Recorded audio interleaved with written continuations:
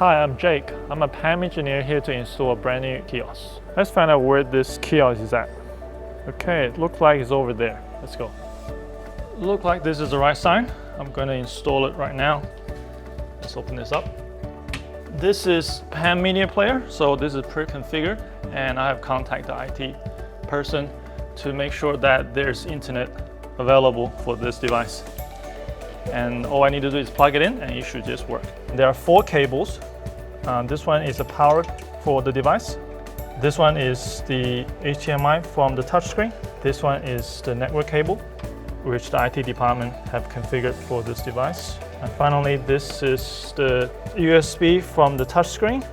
Now the PAM device media player is installed. I will take a picture of the installation and send it to PAM to record the job is done. Finally, I will turn the power on. Now it's all ready to go, and let's wait for this to boot up. Now the screen is booted up. I will check its functionality. The directory is scrolling and the search is working. Now it's looking good. My installation is finished. Now I have uploaded the installation photo and I will mark my job as complete. This will send a notification to the customer support and they will verify the correct content is being displayed. Great, now that the screen has been installed, I get a notification from PAM, and all I need to do is log into PAM, make sure that the contents on building 2 level 4 are actually showing here. Good, the photos are actually uploaded by the installer. Prior to approving the contents, I am just going to make some changes on the events and make sure that's actually working fine. So I'm activating the master of animation and visualization. Now I can see that the content has been uploaded. I can go ahead inside PAM and approve the content, and this should now send a notification to our client for final review. As the client, I'm now going to show you how I approve the installation that just happened.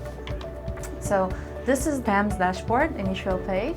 I come into the project part, choose the building and the level where it was installed. It's going to show me a floor plan. I'm going to locate the asset. Once I do it, I can see into detail mode. As I scroll down, I can see the installation. I can see the photos that were taken during the installation. And if I scroll down a little bit more, I have my client rebuild. And now I just approve it, and it makes my job easy because it's all remotely. I don't have to physically inspect it, and I have all the information here. And I can also have a preview of what the screen looks like. And now I'm going to show you how easy it is to manage content. I'm going to add an event and assign it to a screen. From the initial dashboard, you go to the Digital Media Manager. You open Events. These are the events that we have happening here. And I'm going to open this one.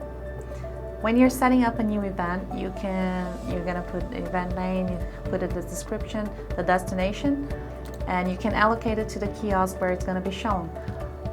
So now I'm just going to choose the one that we just created. And here I can assign the event to individual screens. I'm going to assign it to be displayed on building 2. And here's all the information, the time, the day, the time, and how long I want it to be displayed before the event. So here in the options, I can put a little bit more information. In this case, I added a link to YouTube, but you can add a link to a booking page or to even a website that has more information about the event. And during the event, I want it to be linked also to the destination so people can go to where the event is going to be happening.